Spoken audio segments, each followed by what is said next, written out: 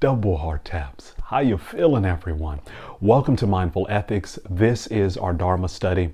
It is an opportunity for us to talk about some of the philosophies that support mindfulness and meditation, and really how they can be applied to our businesses and into our careers and into our relationships.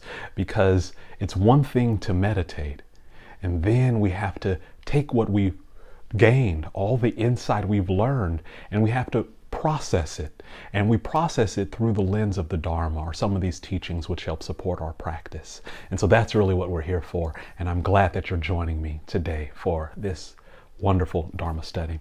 Today, I want to ask you, where are your mental and emotional blocks? I know it's very popular to focus on areas of strength. There are tests such as Strength Finder, which helps us to see where our strengths reside, right? Where our power centers reside. Mindfulness and meditation also teach that it's valuable to see where some of your vulnerabilities lie, where some of the flaws lie. You think about Superman. Superman could always be brought down by kryptonite, right? That one area. If you think about in Greek mythology, someone could have all the strength and all the power, but behind the Achilles heel, it could all be brought down. And so the invitation here is that you are as strong as your weakest link, right? Your chain is as strong as the weakest link.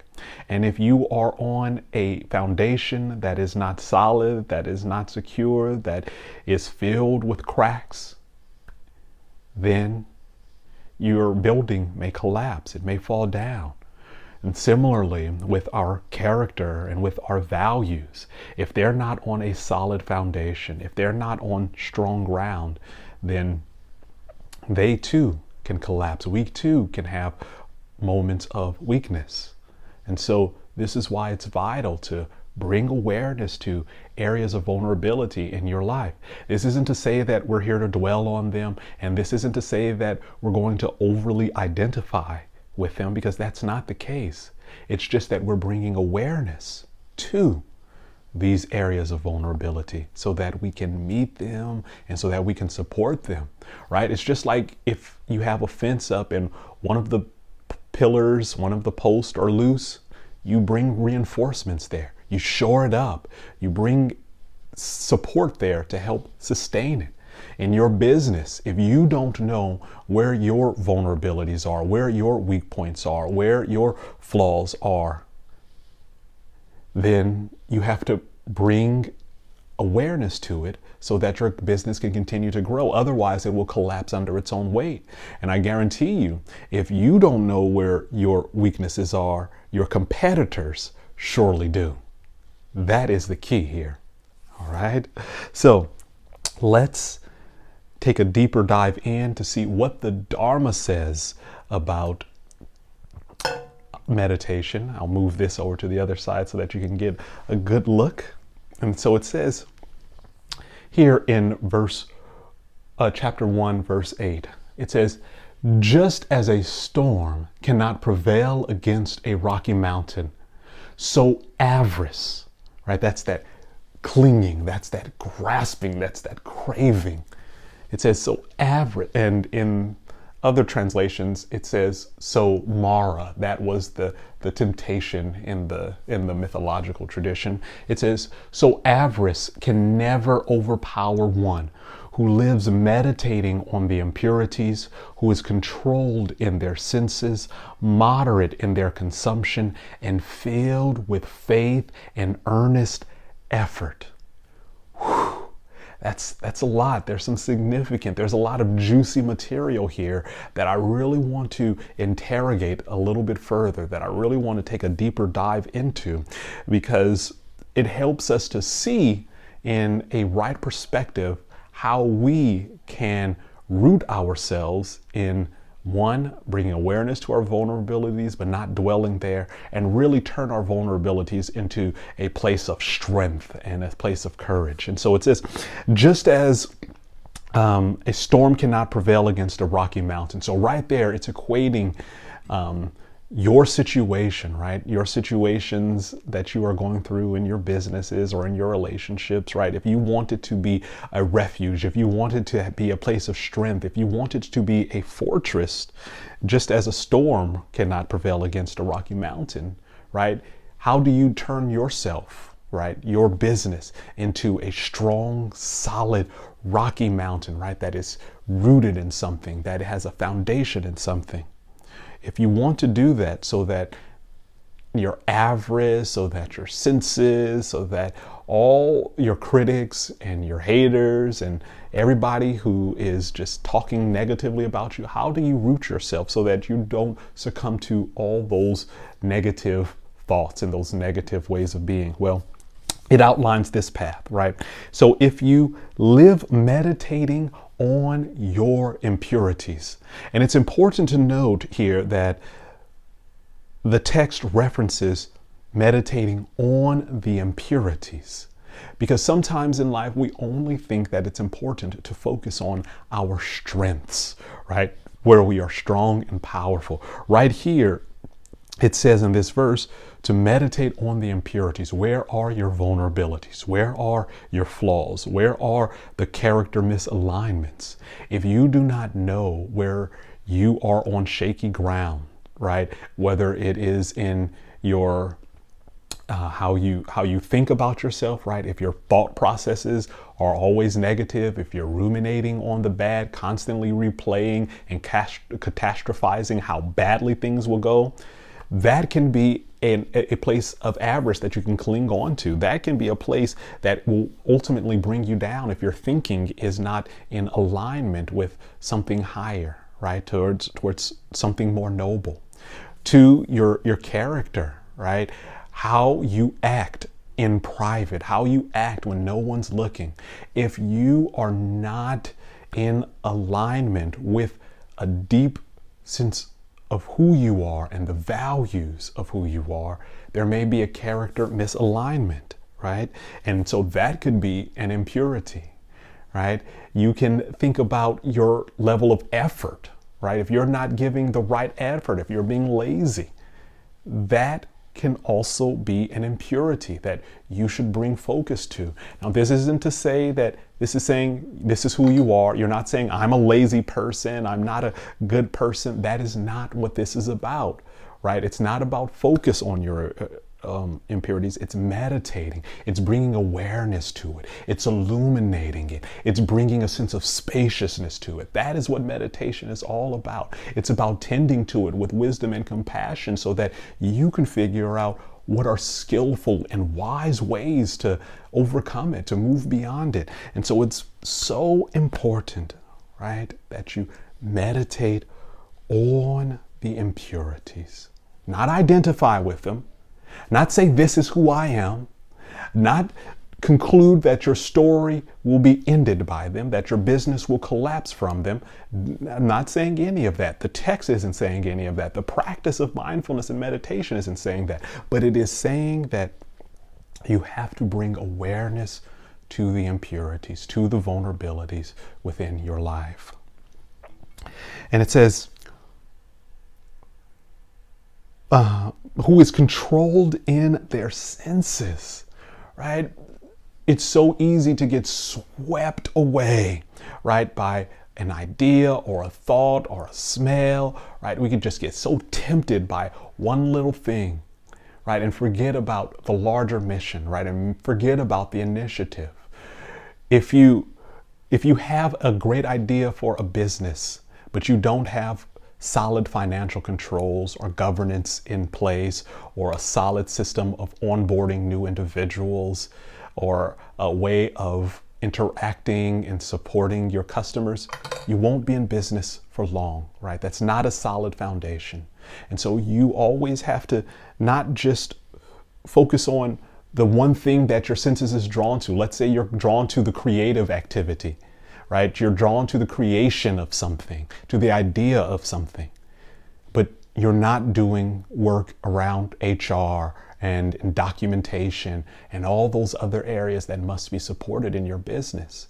If you are a supervisor and you have a team that you are responsible for, a team of direct reports, and you are there just checking things, you're right, are you meeting the key performance areas, but you're not noticing the fullness of your team and the situation that they're going through, and you're not speaking into them and encouraging them and bringing out the best of them, then your team will not operate at a high level of efficiency. Right? You have to pour into people. You have to speak into people. You have to encourage people, not just tear them down, not just treat them as if they're a list that you're checking off on, a key performance area. These are people. These are people with people problems and people experiences.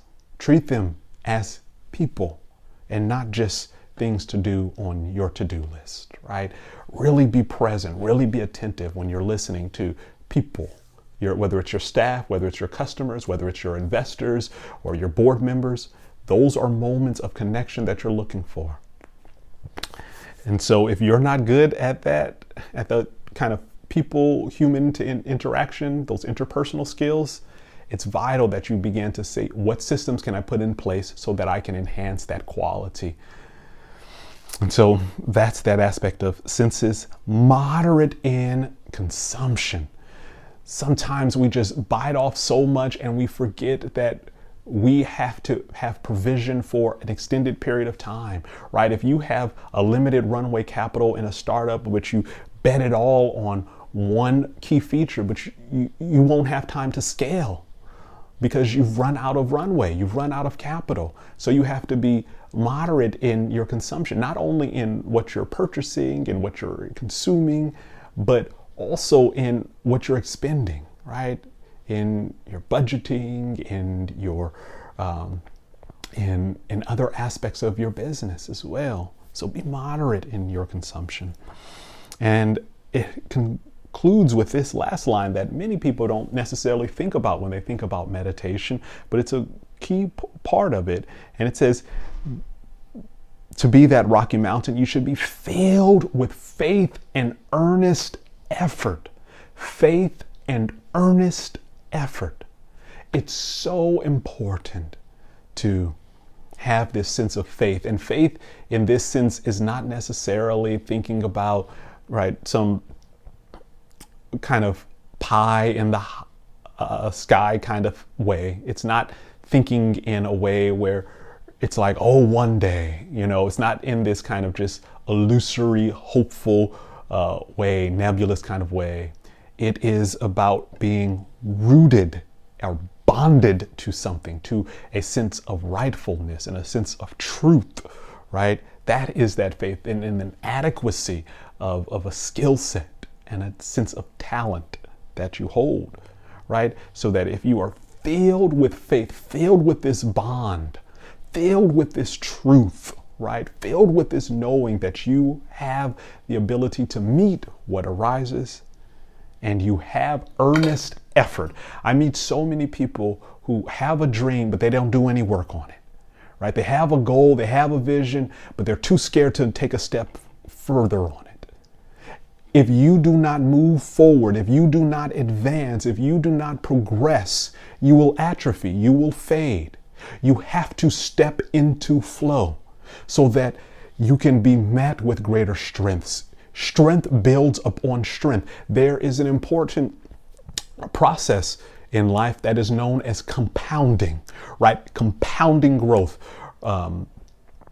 Einstein is said to talk about the magic of compound interest. Well, other things compound in our lives, and it's important to think about compounding because you start at a base level, but the next time you build where you left off, and then you build upon where you were, and you keep building upon where you are. So you don't have to start at the beginning again. You start where you left off, and you just keep building and building and building, compounding and compounding.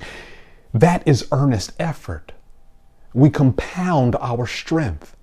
We grow our vulnerabilities into areas of strength. We grow our weaknesses into areas of strength. This is the beauty of our practice. This is why we illuminate it. And this is how we turn ourselves and our practices and our careers and our businesses into these great fortresses, into these rocky mountains that storms cannot prevail against. And so if you are in a place in your life where you feel like the storms are blowing in, you are confused, you have the doubts, the resources are not there, you are scared about how things are going to proceed, I want to encourage you today to, one, meditate on the impurities, right? Bring awareness to the impurities. Be controlled in your senses. Don't just get carried away, remembering you have to maintain a holistic perspective. Be moderate in your consumption, where you're extending resources and taking them in. Maintain faith, right? A bond in your adequacy, and have earnest effort. Progress, compound, build, grow. As an entrepreneur, as a business owner, your goal isn't to just maintain what is here. In order to maintain, in order to be content, you must be in a place of growth.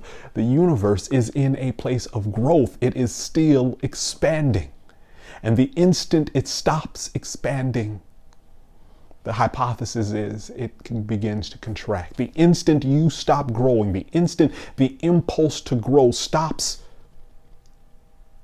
you begin to contract. A river that does not flow is dying. A lake without movement is dying. If you do not grow, if you do not expand, even in a mindful way, even in a contented way, contentment doesn't mean stopping. Contentment is about being in alignment. It is about a perspective. And if you are not able to support and sustain the ecosystem, it collapses. The ecosystem of your business, the ecosystem of your career, the ecosystem of your organization. Maintain earnest effort with it. And so my final encouragement for you today is to seek out and tend to your vulnerabilities. It says it right there. Seek out and tend to your vulnerabilities. Illuminate it, right? Investigate it, but do not dwell there. Do not stay there. Let's meditate for just a moment on the impurities, bringing some awareness there, coming into an upright and comfortable seated position, closing your eyes if it's safe and comfortable to do so, taking a deep breath in and out, to settle into your practice.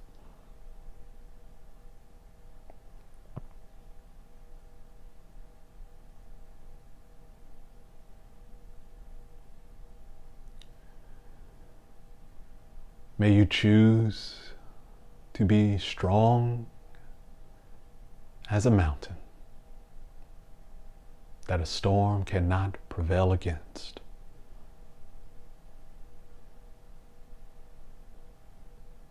May you choose to see the areas of your life that you often overlook. May you tend to the vulnerabilities. May you meet with ease the flaws. And may you invite wisdom into those weaknesses so that they become areas of strength. May your business prosper and may you grow.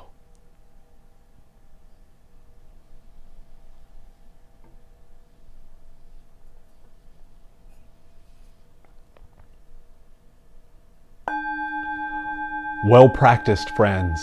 Thank you for joining me for this Mindful Ethics course and Dharma study to help grow and expand your business and your careers.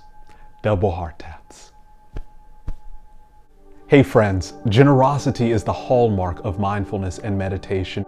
It's important to remember that we measure wealth not by how much we accumulate, but by how much we give away. It's our capacity to give of our overflow that is really a true activation agent and is a mark of our nobility and practice of mindfulness. And so I want to encourage you, if you find value in the work that we're doing here, in the message of wisdom and compassion, and us sharing mindfulness and meditation in this way, I want to invite you to partner with us, to contribute in a way that is okay for you, right? According to your own budgetary guidelines, to really partner with us so that we can continue to scale our efforts, to grow our efforts, and to share this message of wisdom and compassion and equanimity and love and kindness with greater audiences, because the world really needs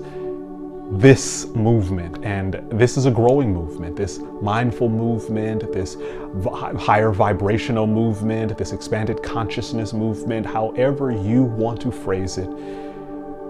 We're not here about inculcating a new belief system, your beliefs, your business. We're just saying, can we form a community where we can have civil discussions, right? Can we have a sense of digital civility?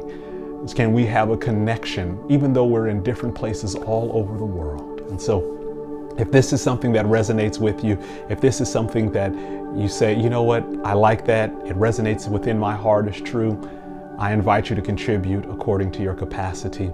And if not, totally fine. If you're not in a place to, or this is just not something that you're wanting to do or willing to do, that's all right as well. Thank you for your continued support, and thank you for sharing and holding a space for mindfulness and the Dharma in your life. Double heart taps.